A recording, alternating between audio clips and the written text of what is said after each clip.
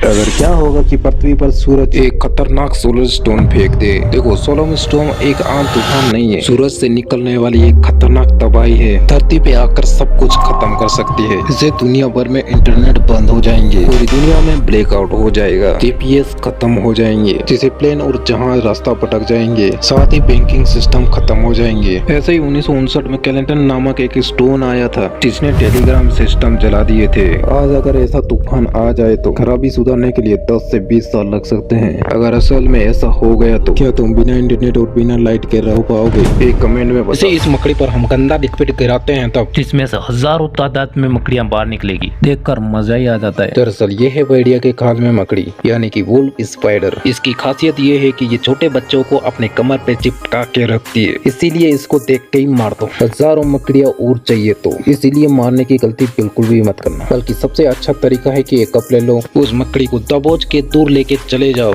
और जंगल में छोड़ो। इस मकड़ी पर हम गंदा लिक्विड गिराते हैं तब जिसमें से हजारों तादाद में मकड़ियां बाहर निकलेगी, देखकर मजा ही आ जाता है। दरअसल ये है भेड़िया के खाल में मकड़ी, यानी कि वुल्फ स्पाइडर। इसकी खासियत ये है कि ये छोटे बच्चों को अपने कमर पे चिपका के रखती है, इसीलिए इसको देख के ही मार दो। हजारों मकड़ियाँ और चाहिए तो इसीलिए मारने की गलती बिल्कुल भी मत करना। बल्कि सबसे अच्छा तरीका है कि एक कप ले लो, उस मकड़ी को दबोच के दूर लेके चले जाओ और जंगल में छोड़ो। ऐसे ही तेज आवाज सुनाई देती है तो हम आंखें क्यों बंद कर लेते हैं? दरअसल पुराने जमाने में इंसान बहुत सेंसिटिव होते थे। दरअसल पुराने जमाने में तेज आवाज का मतलब था किसी से खतरा या पत्थर गिरने का डर। हमारी आंखें भी बहुत सेंसिटिव होती थी, उन्हें सबसे पहले सुरक्षा चाहिए होती थी, इसीलिए जोरदार आवाज हमारे कानों तक पहुंचती थी। 3 से 8 मिलीसेकंड के अंदर ही हमारे दिमाग में खास तरीका न्यूरॉन ग्रुप काम करता था। हमारे दिमाग को बताते थे कि आंख बंद कर लो, यहाँ पर खतरा है। बस यही एक कारण ये रोवर से कही गई सबसे सेड लाइन है। दरअसल मंगल ग्रह पर चलने वाला रोवर जिसका नाम अपॉर्चुनिटी था, जिसे वैज्ञानिकों ने मार्स पर 90 दिनों के लिए भेजा था। सोलर पैनल की मदद से वो लगभग 14 साल तक मंगल ग्रह की सतह पर चलता रहा, लगभग 45 किलोमीटर की यात्रा करके। कितनी ही मंगल ग्रह की फोटो भेजी। विशाल तूफान के कारण सोलर प्लेट के ऊपर धूल जम गई। जब वो बंद होने की स्थिति में आ गया,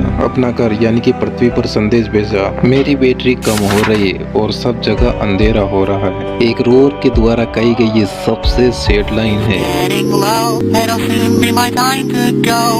The screen is cracked and I can't see, but I just hope you are listening to my little rhyme that I made for you. Somebody out there. इस घटना की वजह से इंसानियत लगभग खत्म ही हो गई थी।